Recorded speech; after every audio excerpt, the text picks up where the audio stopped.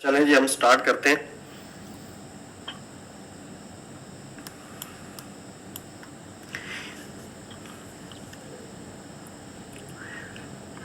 सबसे पहले जो है वो इस वीक को लेकर जो मार्केट की कंडीशन थी उसके ऊपर वैसे अभी मैंने जो है वो 5-10 मिनट पहले एक वीडियो लगा दी है कि जो है वो क्या सिचुएशन थी, किस वजह से जो है वो ट्रेड वगैरह नहीं शेयर की मैंने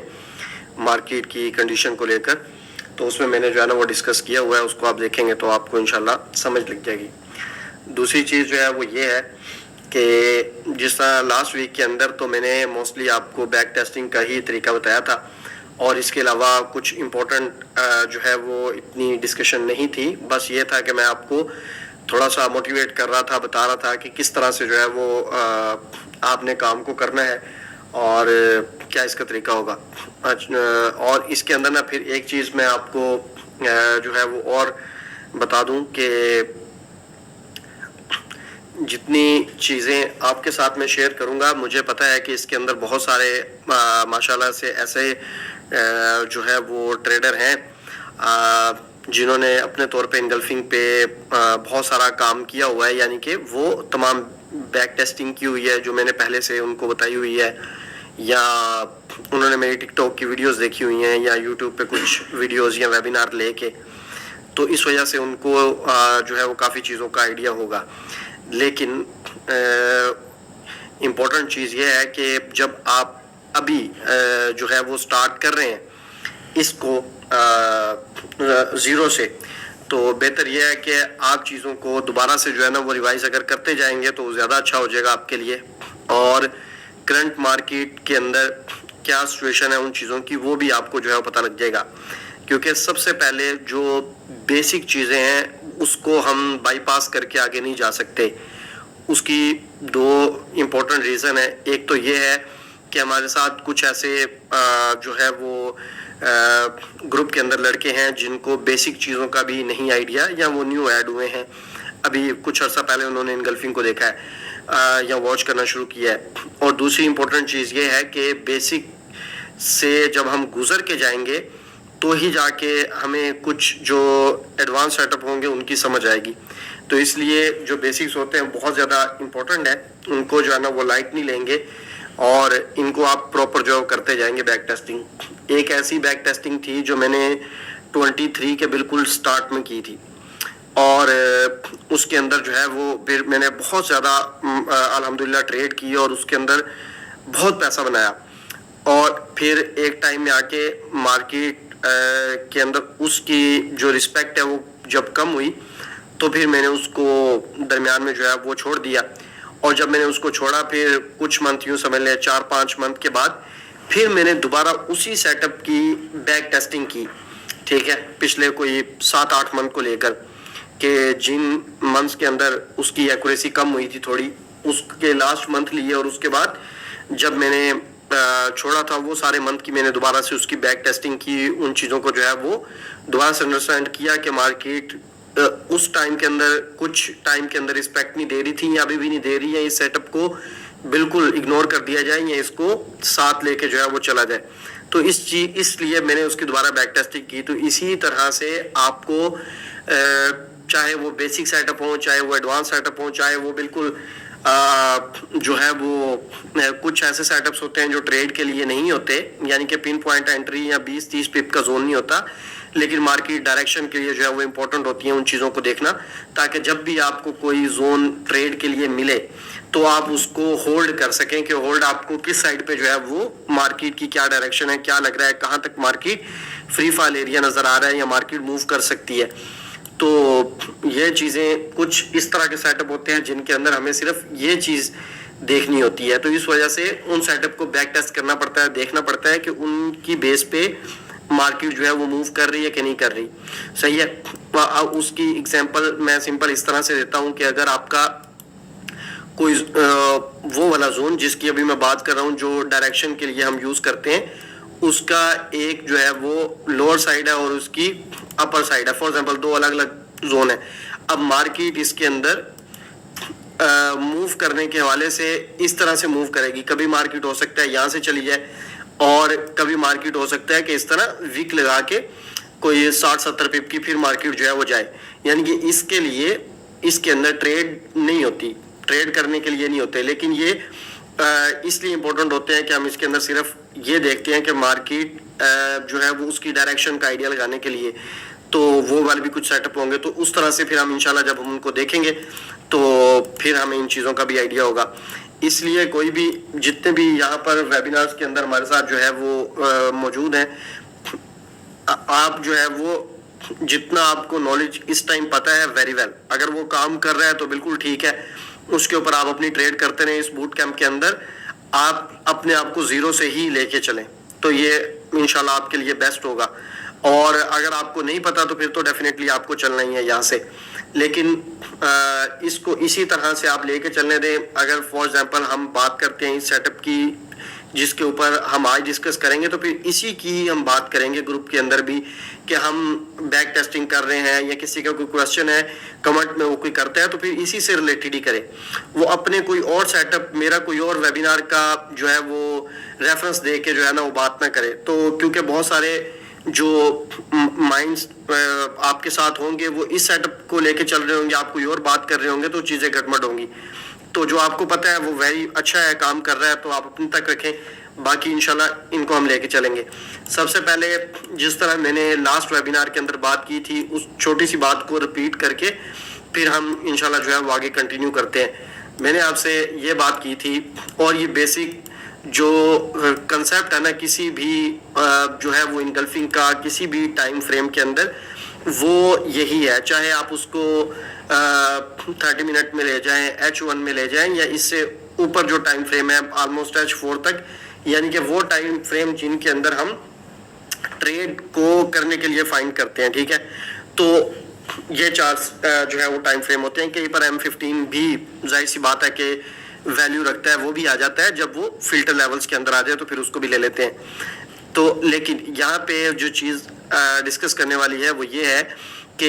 इम्पोर्टेंट चीज़ ये है कि जब भी कोई बेसिक आपकी इनगल्फिंग बनती है, सही है, उस बेसिक इनगल्फिंग के बनने के बाद एक इनगल्फिंग है वो बन के, एग्जांपल देता हूँ आपको, यहाँ पे बेशक ये डेली का टाइम फ्रेम है लेकिन हम एग्जांपल के तौर पे इसको आप समझ लें कि ये 30 मिनट का टाइम फ्रेम है या कोई भी स्मॉल टाइम फ्रेम 15 मिनट का टाइम फ्रेम है, उसको हम समझ लेते हैं कि मार्केट क्या करती है कि यहाँ पे मार्केट आई, इनगल्फिंग बाय बनाने के बाद मार्केट ने उसको साथ ही रीटेस्ट कर दिया और उसके बाद मार्केट यहाँ से जो है वो अप साइड पे जो है मूव कर गई। तो हम इसको जो है वो टेस्टेड इनगल्फिंग ही कंसीडर करेंगे, सही है। तो जब हम इसको टेस्टेड इनगल्फिंग कंसीडर करेंगे तो इसके ऊपर ट्रेड के जो रूल्स होंगे वो बिल्कुल मुख्तलिफ होंगे, उसकी कंडीशंस चेंज हो जाएंगी और उसके रूल्स अलग होंगे। अगर और सम टाइम हमें उसमें से ट्रेड को देखना ही नहीं है, सही है। अगर आपकी कोई फ्रेश इनगल्फिंग पड़ी हुई है,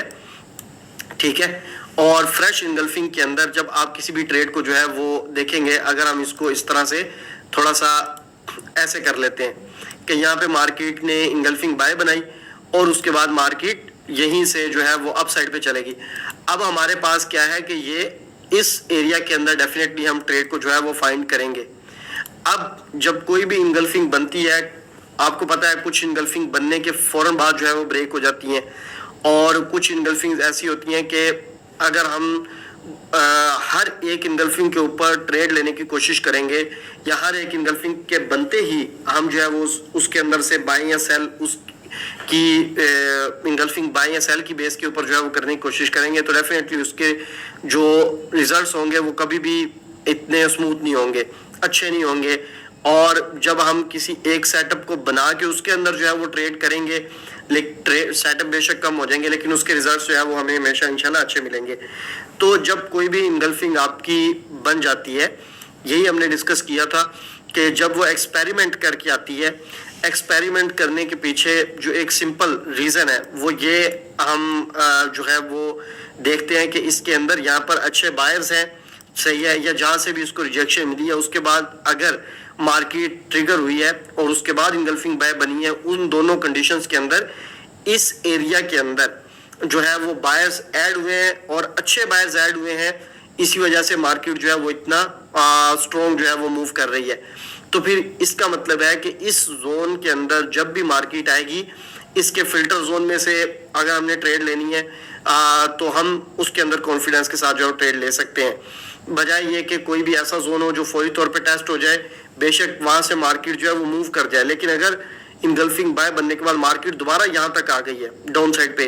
तो उसके अंदर कभी भी कॉन्फिडेंस नहीं होगा ट्रेड लेने के लिए कि ये विदाउट एक्सपेरिमेंट है, कहीं मार्केट इसको ब्रेक ना कर दे। और बहुत बार आपने देखा है कि मार्केट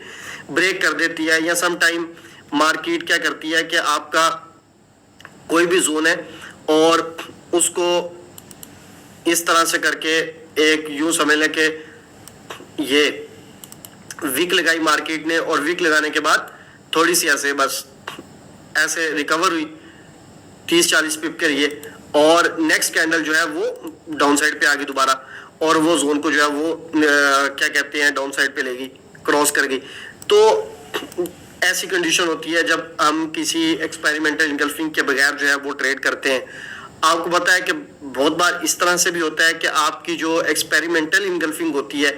वो भी ब्रेक हो जाती है, सही है। लेकिन जैसे जैसे आपके साथ में चीज़ें अगले वेबिनार्स के अंदर डिस्कस करता जाऊंगा तो आपको इस चीज़ का भी आइडिया हो जाएगा कि कौन सी एक्सपेरिमेंटल इनगल्फिंग को हम वैल्यू देंगे। यानी कि अब हर एक्सपेरिमेंटल इनगल्फिंग, एक टाइम था कि हर एक्सपेरिमेंटल इनगल्फिंग मूव करती थी मार्केट और अच्छा दे जाती थी H1 और H4 के अंदर, स्पेशली जब हम फिल्टर करते थे। और इस टाइम के अंदर जब मैं आज आपसे वेबिनार कर रहा हूं तो इस टाइम H1 की जो इनगल्फिंग होती है, जो एक्सपेरिमेंटल होती है, उसको भी मार्केट जो है वो ब्रेक कर देती है। तो इसका मतलब यह है कि जो एक्सपेरिमेंटल इनगल्फिंग है उसके अंदर भी अब हमें इसको डिवाइडर लगाना पड़ेगा, या यूं समझ के देखना पड़ेगा कि कौन सी एक्सपेरिमेंटल इनगल्फिंग हमें लेनी चाहिए या कौन सी एक्सपेरिमेंटल इनगल्फिंग हमें नहीं लेनी चाहिए, क्योंकि रूल्स हमेशा इसी तरह से ही बनते हैं। और यही तरीका होता है कि एक चीज जो एक टाइम में अच्छा काम कर रही है और फिर अगर वो काम नहीं कर रही तो फिर ये देखना होता है कि ये 100% काम नहीं कर रही या ये 50% काम कर रही है, 50% नहीं कर रही। 50% उसका जो आपके पहले एक्यूरेसी थी, अगर फॉर एग्जाम्पल उस सेटअप की 80% एक्यूरेसी थी तो 80% का 50% जो है वो एक्यूरेसी कम हो गई है। तो उस हिसाब से अगर हम देखेंगे तो अब ये जो अभी भी 40% की एक्यूरेसी है 100% के इक्वल, तो ये कौन सी इनगल्फिंग को मार्केट रिस्पेक्ट दे रही है और कौन सी को नहीं दे रही। तो फिर इसी तरह से रूल बनते हैं। फिर हम देखते हैं कि अगर ये वाला जो है वो इनगल्फिंग रिस्पेक्ट दे रही है सेम कंडीशंस के ऊपर और सेम कंडीशन के ऊपर ही ब्रेक कर रही है, तो फिर कहीं ना कहीं कोई ना कोई चीज़ तो ऐसी है, या इसकी ये बनी कुछ ऐसी जगह पे है जिसकी वजह से ऐसा हो रहा है, या मार्केट जो है वो जब इसको बना के गई है तब वो किसी ऐसे जोन से ट्रिगर होती है कि इसको ब्रेक कर देती है, और कभी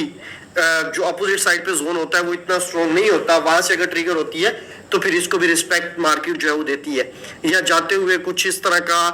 बैक एंड पे स्ट्रक्चर बनता है जिसकी वजह से ये चलती है और कभी नहीं चलती।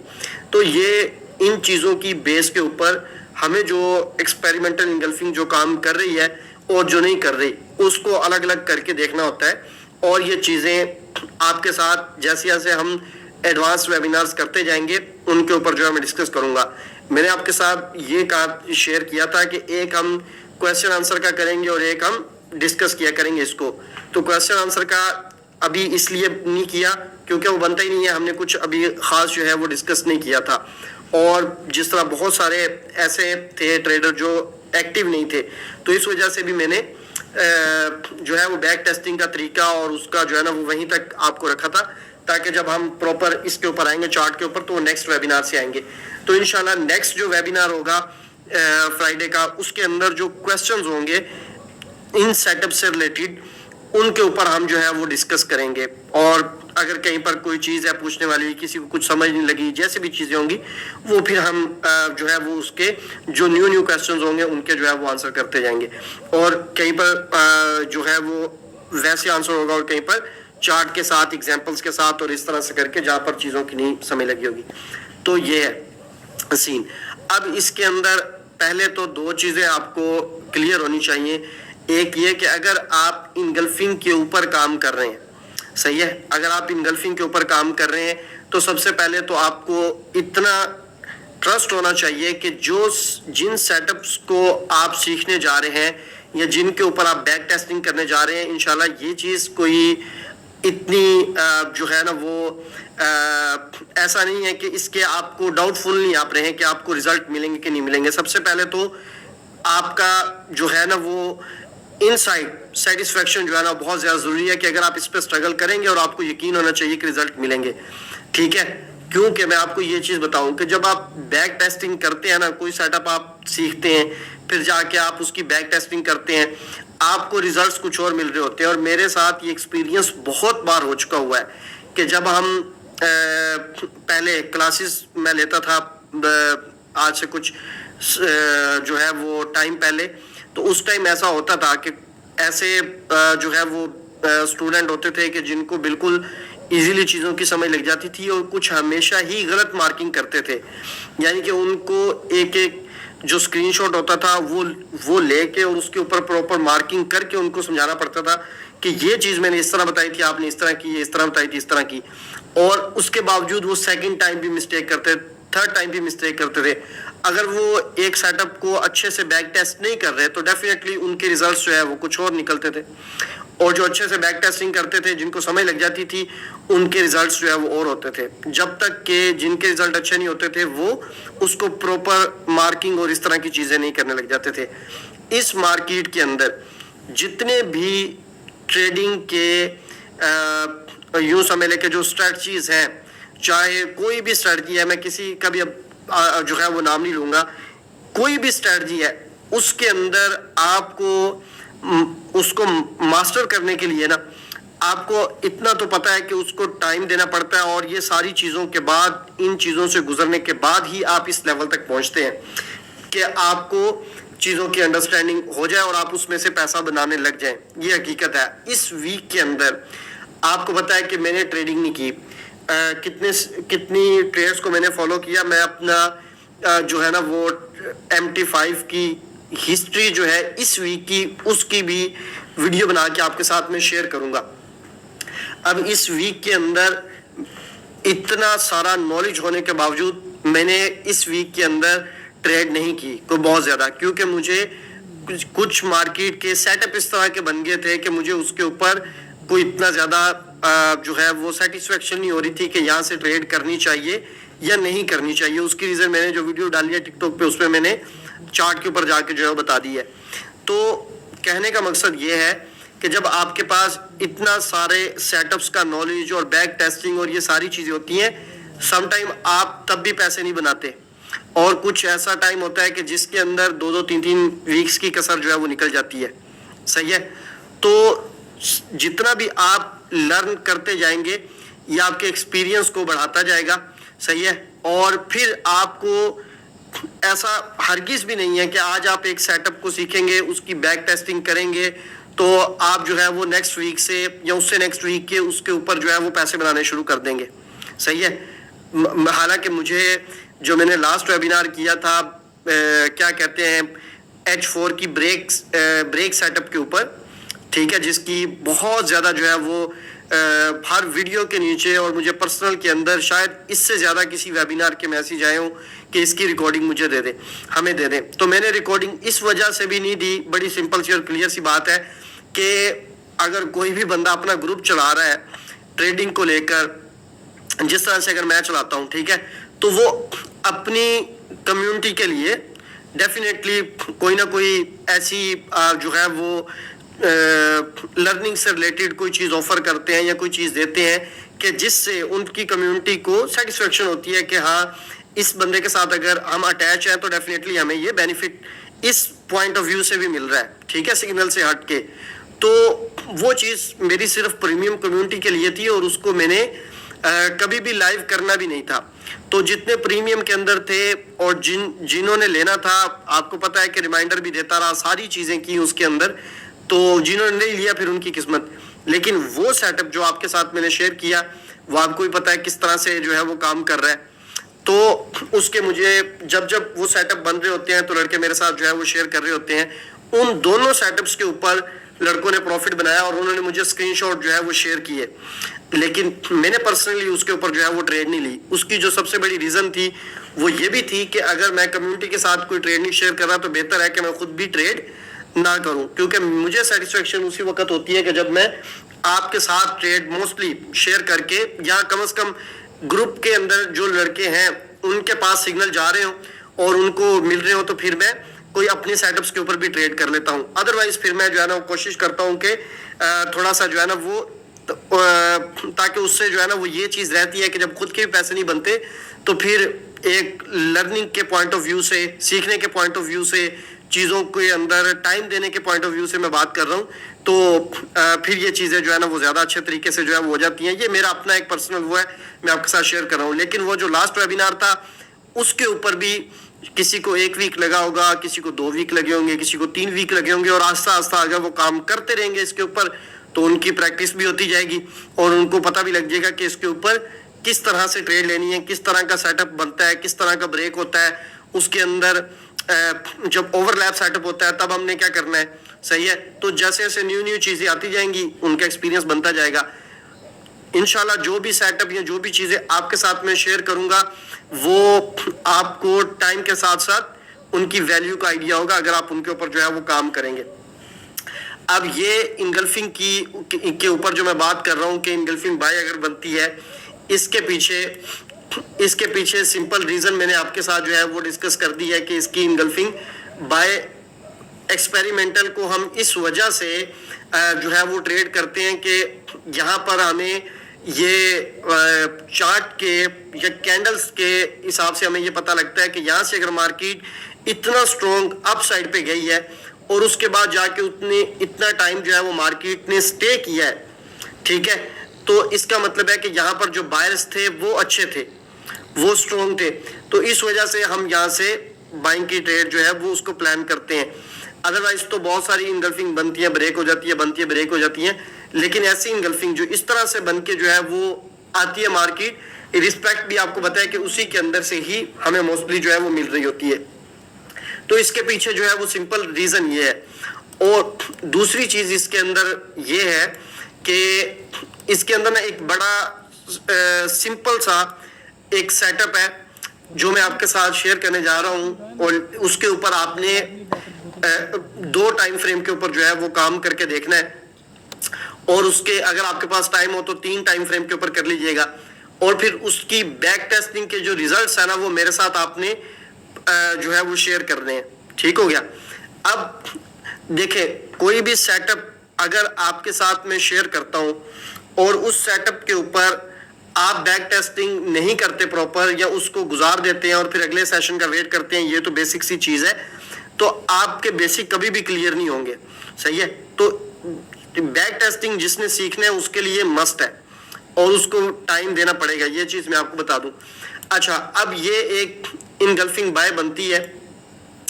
इसके अंदर इस इनगल्फिंग बाय के अंदर वैसे तो 4 तरीके होते हैं इस इनगल्फिंग बाय। ये जो इनगल्फिंग बाय बनती है इसको हमें देखने के लिए कि ये इनगल्फिंग बाय स्ट्रॉन्ग इनगल्फिंग है या नहीं है। ठीक है, 4 डिफरेंट तरीके होते हैं। एक तो सिंपल ये तरीका है जो मैंने ओपनली अपनी वीडियोस के अंदर डिस्कस किया हुआ है एक्सपेरिमेंटल इनगल्फिंग को लेकर। सही है,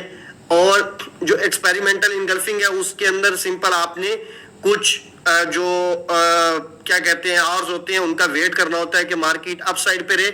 और फिर मार्केट आए। ये एक सिंपल तरीका है। अगर अप साइड पे रहती है उसकी रीजन को हम डिस्कस कर चुके हुए हैं। अब तीन जो अदर इसके अंदर वे हैं देखने के कि ये स्ट्रॉन्ग है कि नहीं है, उसके अंदर से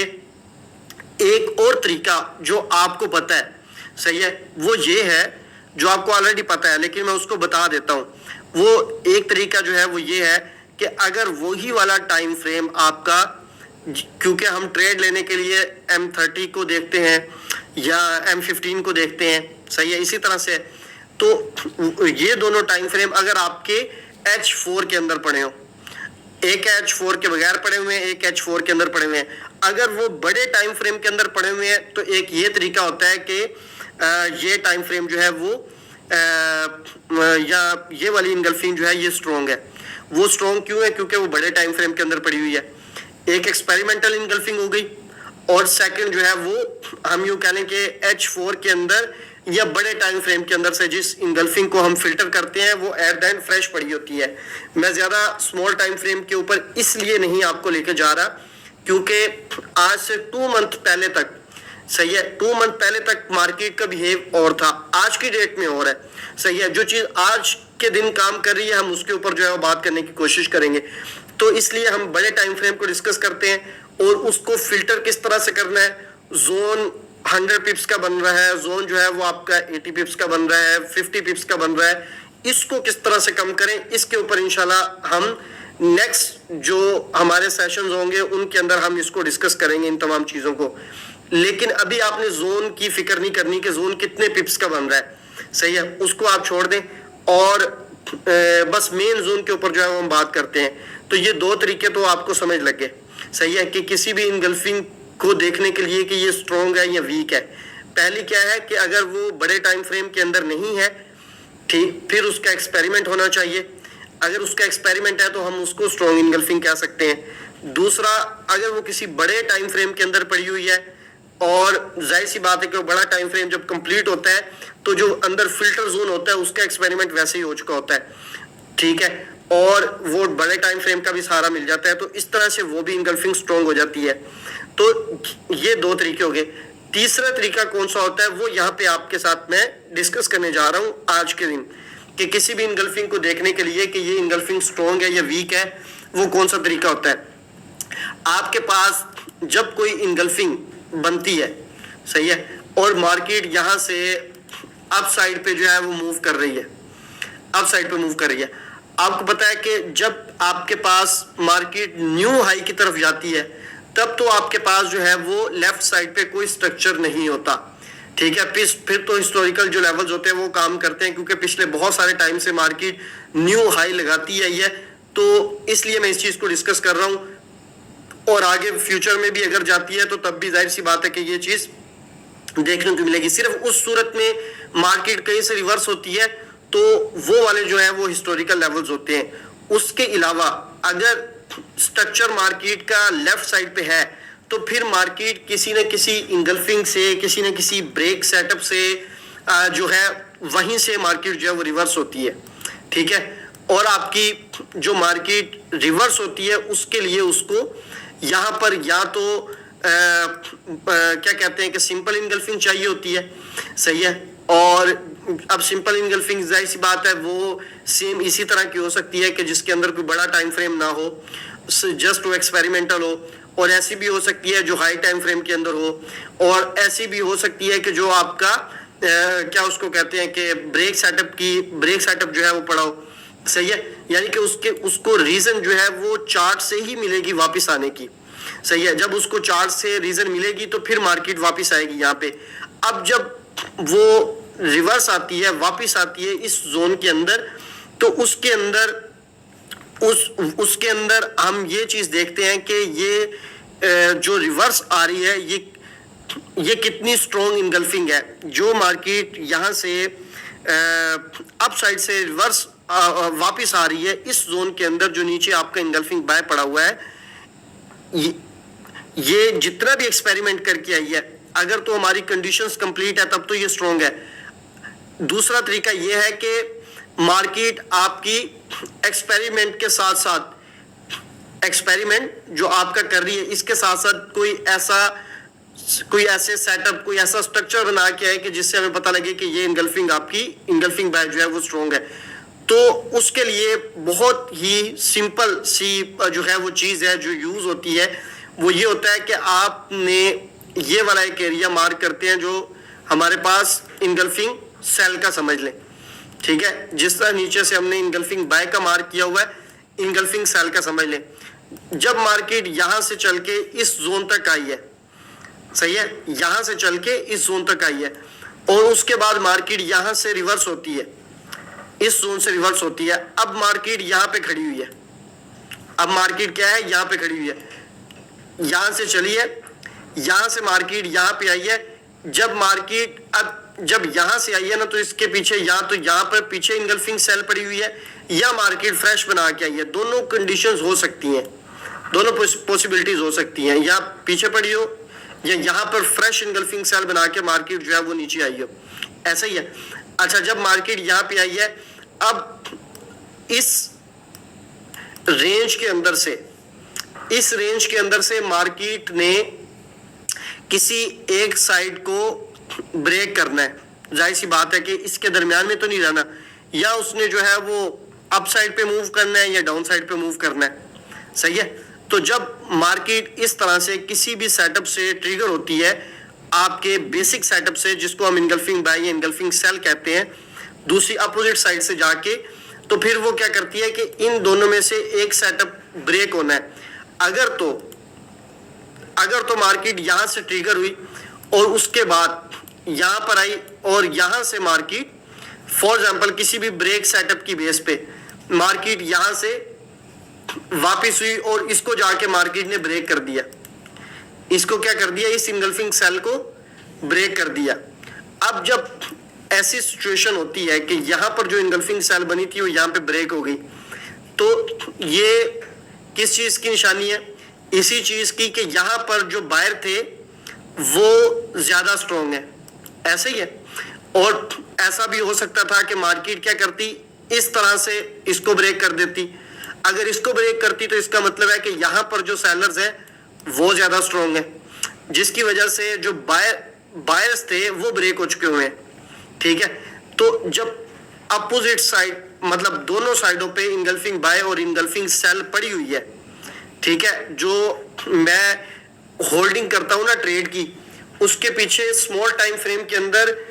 बहुत सारी छोटी छोटी जो है ना वो सिंपल रीजंस होती हैं। कोई उसके पीछे कोई ऐसी बहुत बड़ी कोई रीजन नहीं होती। आपके जो एडवांस सेटअप्स होते हैं ना, वही सेटअप स्मॉल टाइम फ्रेम के अंदर देखकर भी होल्डिंग हो सकती है, ठीक है। और होल्डिंग, अब मैं होल्डिंग के ऊपर जाऊंगा ना, तो उसके पीछे जो टाइम के लिहाज से, सेशंस के लिहाज से, सेटअप्स के लिहाज से भी एक बड़ा जो है ना वो इम्पैक्ट होता है कि उसकी कितनी होल्डिंग हो सकती है। या कोई इस तरह के सेटअप होते हैं कि जिसके ऊपर जो होल्डिंग होती है वो सिर्फ मार्केट की पोटेंशियल के साथ होती है। पोटेंशियल से मतलब ये कि जितना मार्केट फास्ट जो है वो मूव कर रही है, यानी कि मार्केट फास्ट मूव करते हुए जो टाइम फ्रेम क्लोज कर रही है, अगर वो 5 मिनट क्लोज कर देती है या वो भागते हुए 15 मिनट क्लोज कर रही है, तो वो कहां पर क्लोज हो रहा है, यानी कि ये चीज इंपॉर्टेंट होती है, उस चीज को देखते हुए होती है। उसका टॉपिक थोड़ा सा अलग है, बड़ा है, उसको इंशाल्लाह हम कभी डिस्कस करेंगे। लेकिन अभी जो हम बात कर रहे हैं उसके ऊपर मैं आपको ये सिर्फ बताना चाहता हूं कि जो मैं बहुत बार ट्रेड को होल्ड करता हूं, उसके पीछे ये बेसिक सेटअप्स भी होते हैं, जिसकी बेस पे मैं अपनी ट्रेड को होल्ड करता हूं स्मॉल टाइम फ्रेम के अंदर भी देखते हुए, ठीक है। तो अब जब यहां से मार्केट जो है वो आई है और इसने इसको ब्रेक कर दिया, ठीक है। जब ये सेटअप आपका ब्रेक हो गया इस तरह से, तो ये वाली जो इंगल्फिंग हमने ली हुई है, इसकी एक तरह से हम यूं कह सकते हैं कि एक कंफर्मेशन ये मिल गई कि ये वाली जो इंगल्फिंग बाय है ये स्ट्रॉन्ग इंगल्फिंग बाय है, ठीक है, क्योंकि इसके अपोजिट जो इंगल्फिंग सेल थी मार्केट ने उसको ब्रेक कर दिया। अब यहां से जब मार्केट जाएगी, यहां पर आके इंगल्फिंग सेल बनाई उसने, ठीक है, इंगल्फिंग सेल बनाई। इंगल्फिंग सेल बनाने के बाद थोड़ा सा बेशक उसको मार्केट यूं छोटी मोटी रिस्पेक्ट दे के एट द एंड ये है कि उसको ब्रेक कर दे। जब उसको ब्रेक कर देगी तो इसका मतलब ये है कि नीचे वाली इंगल्फिंग बाय जो है वो स्ट्रॉन्ग है। अब इसी तरह से जब मार्केट यहां पे जाएगी, यहां पे जाके मार्केट क्या करती है कि आपकी अगेन यहां पे इंगल्फिंग सेल बनाती है। क्या करती है? अगेन इंगल्फिंग सेल बनाती है। अब जब यहां पे जो है वो इंगल्फिंग सेल मार्केट बनाएगी और उसके बाद इसको अपोजिट साइड पे यूज कर ले इस सेटअप को, या फॉर एग्जांपल पीछे से कोई ऊपर पड़ा हुआ है सेटअप, उसको उस सेटअप को जो है वो ब्रेक सेटअप को यूज करके मार्केट अगेन अप साइड पे चले जाए। ये तो है इसका मैक्सिमम, ठीक है, कि मैक्सिमम अगर आपने कोई कंफर्मेशन लेनी है सिंपल एक्सपेरिमेंटल इनगल्फिंग बाय या इनगल्फिंग सेल की, तो वो ये है कि मार्केट इस तरह से करके अगर दो, अब यहां से बनने के बाद यहां पे बननी चाहिए इनगल्फिंग सेल, यहां पे और यहां पे, जिनको ब्रेक करे, ठीक हो गया, यानी कि उसके बनने के बाद आगे बननी चाहिए। ये चीज आपने हमेशा माइंड के अंदर रखनी है कि ये इनगल्फिंग बाय बनी है, सही है, ये इनगल्फिंग बाय बनी है। अब इसके बाद यहां से चलना शुरू हुई मार्केट, चल के यहां पे जाके इनगल्फिंग सेल बनाई, ब्रेक करके उसको अप साइड पे चलेगी, इधर थोड़ा सा ऊपर इनगल्फिंग सेल बनाई, ब्रेक करके उसको ऊपर चलेगी। अब जब वो इनगल्फिंग सेल बना के ब्रेक कर रही है, इनगल्फिंग सेल बना के ब्रेक कर रही है, इसका मतलब है कि आपका ये वाला जो एरिया है इनगल्फिंग बाय वाला, ये एरिया आपका स्ट्रॉन्ग एरिया होता जा रहा है। यानी कि हमें तो एग्जैक्ट नहीं पता हुआ, समटाइम आपको यहाँ पर जो जितने ऐसे ट्रेडर्स हैं जो वॉल्यूम के ऊपर ट्रेड करते हैं और उनको इस चीज़ का बेहतर जो है वो आइडिया होगा कि वो इसी चीज़ को जो है वो वॉच करते हैं कि कितनी एक्टिविटी जो है वो मार्केट के अंदर हुई है, सही है, ऑर्डर्स के लिहाज से। वैसे तो ट्रांजेक्शंस को ही एक तरह से होते हैं, एग्जैक्ट उस चीज़ का तो नहीं पता होता कि कितने वॉल्यूम के साथ जो है वो यहाँ पर ट्रेड हो रही है, तो नंबर ऑफ ट्रांजैक्शन या जो एक्टिविटी होती है उसकी बेस के ऊपर ही आइडिया होता है ना कि यहाँ से इस कैंडल के अंदर जो है वो बायर्स के लिए या सेलर्स के लिए कुछ कंफर्मेशंस को जो है वो लेते हैं। अदरवाइज जो आपका एक्चुअल डाटा होता है वो तो आपको मेरा ख्याल है CME भी उसके अंदर फ्यूचर ट्रेड में भी, पेड में भी जाके जो है वो एक्यूरेट नहीं मिलता। तो उस डाटे की तो मैं बात ही नहीं कर रहा कि कितने मिलियन ऑर्डर्स जो है वो बाय के हैं और कितने मिलियन सेलर्स के हैं, इसकी मैं बात नहीं कर रहा, मैं नंबर ऑफ ट्रांजैक्शन की बात कर रहा हूं। तो इसी तरह ही इनगल्फिंग के अंदर भी हम जब किसी भी कैंडल को जो है वो देखते हैं, ठीक है, किसी भी कैंडल को हम देखते हैं, हमारे लिए इनगल्फिंग के अंदर कंफर्मेशन ये है कि उसके अपोजिट साइड पे अगर कोई इनगल्फिंग सेल बनती है उसको मार्केट ब्रेक कर दे, फिर इनगल्फिंग सेल बनती है, फिर मार्केट उसको जो है वो ब्रेक कर दे।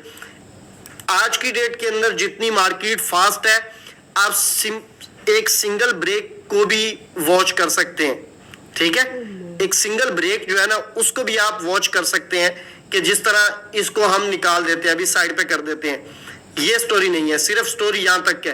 कि इनगल्फिंग सेल बनी, ब्रेक हो गई, तो फास्ट मार्केट के अंदर तो ये चीज भी चल जाएगी। अगर मार्केट फास्ट नहीं है, फास्ट अगर नहीं है तो उसके पीछे रीजन ये हो सकती है आपकी, सॉरी, उसके पीछे रीजन आपकी जो है वो ये हो सकती है कि मार्केट किसी ऐसे एरिया के अंदर फंस चुकी हुई है जिसके अंदर आपके एक तो आपका जो ओवरलैप होता है ना, ये आपका ओवरलैप होता है किसी भी जोन के अंदर से ट्रेड करने के लिए बाय या सेल की। एक आपका ओवरलैप है कि अगर बाय और सेल अगर आपके सेम एरियाज के अंदर बन जाते हैं और वो ओवरलैप के अंदर आ जाते हैं, यानी कि वहीं पर आपका बाय की भी स्ट्रॉन्ग कंफर्मेशन है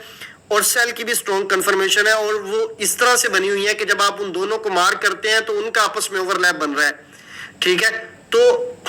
ऐसी कंडीशन के अंदर जाहिर सी बात है कि फिर मार्केट जो है बहुत ज्यादा कंजस्टेड हो जाती है, फिर उसके अंदर उस तरह से वो काम नहीं करती जब तक के, यानी कि उसके वॉल्यूम के पॉइंट ऑफ व्यू से मैं बात कर रहा हूँ, बहुत ज्यादा मार्केट भागती नहीं है और समटाइम रिस्पेक्ट भी उस तरह से नहीं देती, अपोजिट जाती है या समटाइम बिल्कुल स्टार्ट से जो है वो निकल जाती है, जब तक मार्केट किसी एक साइड को ब्रेक ना कर ले। उस मतलब के अपोजिट जो कैंडल्स होती हैं अगर वो ओवरलैप के अंदर जो है वो आ जाती है बाय सेल की इकट्ठी, तो उस तरह से मैं बात कर रहा हूं कि अगर ऐसी कोई कंडीशन है, स्मॉल टाइम फ्रेम के ऊपर देखना है तो फिर दो कंफर्मेशंस को जो है वो हम देख सकते हैं। अगर मार्केट ऐसी किसी भी कंडीशन के अंदर नहीं है, यानी कि बाय सेल का आपस में सेम टाइम फ्रेम का ओवरलैप नहीं हो रहा, ठीक है, तो फिर एक भी कंफर्मेशन जो है वो आपकी इनफ है। इसके ऊपर ब्रेक करे और ब्रेक करने के बाद मार्केट आपके इस जोन के ऊपर वापिस आ जाए, ठीक है, जब मार्केट इस जोन के ऊपर वापिस आएगी तो फिर इसको जो है वो हम ट्रेड के लिए यूज करेंगे, ठीक हो गया, फिर इसको हम इस तरह से ट्रेड के लिए यूज करेंगे बाय के लिए। तो ये चीज जो अभी आपके साथ मैंने शेयर की है, ये आपकी, ये आपने माइंड के अंदर रखना है कि ये स्ट्रॉन्ग इनगल्फिंग की थर्ड कंडीशन है,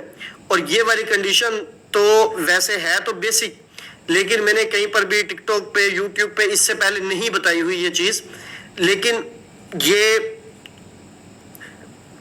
ऐसे ट्रेडर स्पेशली जिनको एग्जैक्ट आइडिया नहीं हो पाता कि एक्सपेरिमेंट हम किस कैंडल को माने और किसको ना माने, क्योंकि समटाइम मार्केट जो है वो कुछ कैंडल्स के बाद भी रिस्पेक्ट दे देती है और कुछ टाइम मार्केट कुछ कैंडल्स के बाद भी रिस्पेक्ट नहीं देती, और वो स्मॉल टाइम फ्रेम के अंदर मतलब कि जो है वो उलझे होते हैं कि कहां पे जाके किस तरह से हमको ये चीज थोड़ी सी मजीद कंफर्मेशन के साथ मिल जाए। तो उसके लिए एक चीज मैंने आपके सामने ये ऐड करवा दी है। इसको आप 30 मिनट के अंदर भी बैक टेस्टिंग इसकी करें, 15 मिनट के अंदर भी करें और H1 के अंदर भी करें, ठीक है। और ये आपकी स्ट्रॉन्ग इनगल्फिंग के लिए थर्ड कंडीशन है। और इसके अंदर जो ये वाली चीज है ना कि जिसके अंदर हम कह रहे हैं कि मार्केट इनगल्फिंग सेल बना के ब्रेक कर दे, फिर इनगल्फिंग सेल बना के ब्रेक कर दे, तो इसको आप कंफर्मेशन के तौर पे ले सकते हैं कि ये एक सिंगल कंफर्मेशन है और वो वाली जो है वो दूसरी सेकंड कंफर्मेशन है। आपने डबल कंफर्मेशन के बाद ट्रेड लेनी है, सही है। यहाँ पर डबल कंफर्मेशन के बाद जो है वो ट्रेड लेनी है। अगर मैं इसको यहाँ पे लगा देता हूँ, या आपने सिंगल के बाद लेनी है, तो ये दोनों जो है वो आपके पास ऑप्शन है। जिस तरह से मैंने बताया कि अब अगर आपके पास इतनी एक्सपर्टीज है कि आपको ये पता लग जाता है कि बाय और सेल एक ही जगह पे बन गए हैं, तो वहां पर मार्केट का बिहेव जाहिर सी बात है कि वो चेंज हो जाएगा। जब मार्केट का बिहेव चेंज होगा तो एक के बाद ट्रेड करना वहां पे डेंजरस होगा थोड़ा सा, ठीक है। फिर वहां पर मिनिमम 2 कंफर्मेशन का वेट करें और 2 कंफर्मेशन देते देते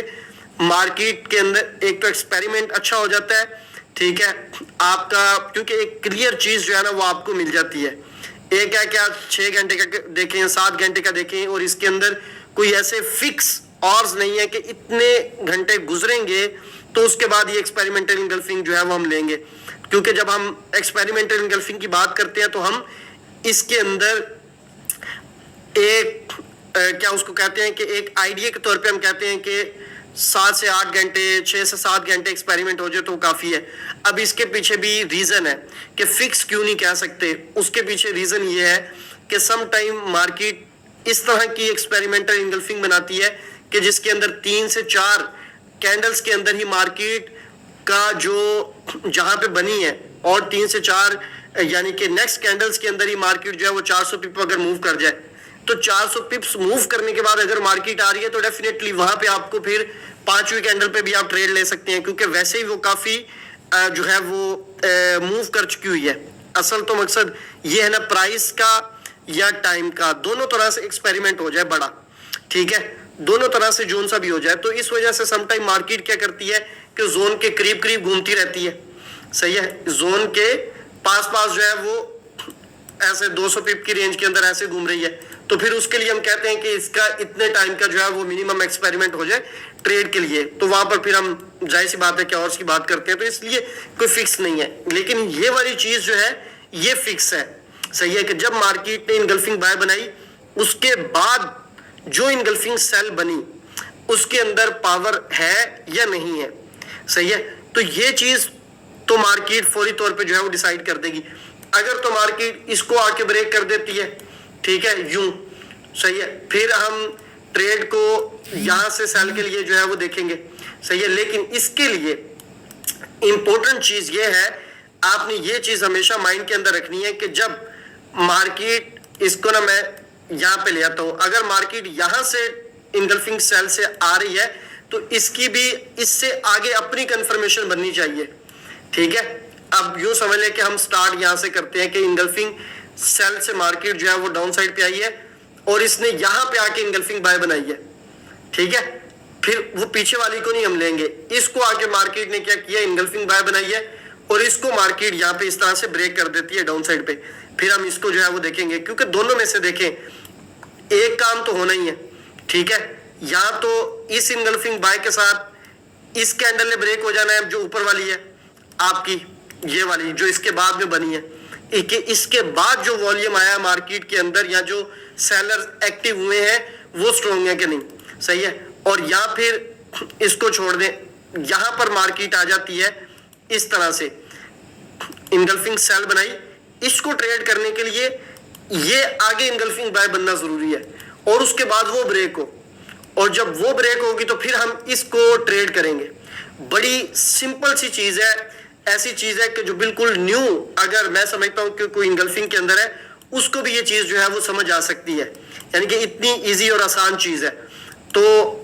फिर जब वो ब्रेक करके आएगा तो फिर अगर आप इसकी बैक टेस्टिंग, अगर आपको नहीं पता कि कहां पे सिंगल कंफर्मेशन चाहिए या कहां पे डबल कंफर्मेशन चाहिए, अब ये जो कंफर्मेशन मैं कह रहा हूं ये डबल ब्रेक को कह रहा हूं, बाय साइड पे या सेल साइड पे। अगर किसी को इस चीज का आइडिया नहीं है कि ये जो ब्रेक है ये कितनी लेनी है या किस एरिया के अंदर एक लेनी है और किस एरिया के अंदर दो लेनी है, तो उसके लिए सिंपल ये सोल्यूशन है कि वो दोनों की अलग अलग बैक टेस्टिंग कर ले। ठीक है, पिछले 2 मंथ की 3 मंथ की सिंगल के साथ भी कर ले और पिछले 2 और 3 मंथ की डबल के साथ भी करके देख ले। दोनों के अंदर से उसके पास रिजल्ट सामने आ जाएंगे कि कौन से वाली कंफर्मेशन के अंदर ज्यादा जो है वो ट्रेड मिल रही है। अगर दोनों की एक्यूरेसी जो है वो ऑलमोस्ट सेम है तो फिर डबल के ऊपर जाने की जरूरत नहीं है, सिंगल के ऊपर भी हम ट्रेड कर सकते हैं, ज्यादा ट्रेड्स मिल जाएंगी। सही है, तो इस तरह से करके अगर सिंगल की एक्यूरेसी कम है डबल की ज्यादा है तो ये डेफिनेटली फिर सिंगल को हमें,